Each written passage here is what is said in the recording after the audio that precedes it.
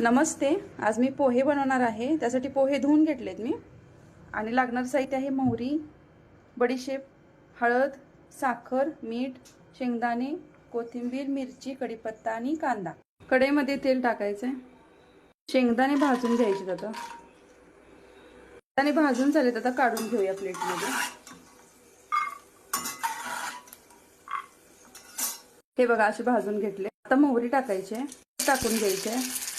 हे सगळं टाकायचं आहे, भाजून घ्यायचं आहे चांगलं. हे बघा कांदा चांगला भाजला. आता मीठ टाकायचं आहे यामध्ये, चवीनुसार मीठ टाकायचं. थोडी साखर टाकायची आहे, हळद टाकायची आहे आणि हे मिक्स करून घ्यायचं.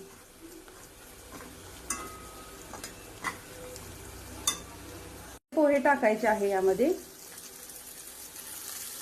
आणि हलवून घ्यायचे, थोडंसं मिक्स करायचं.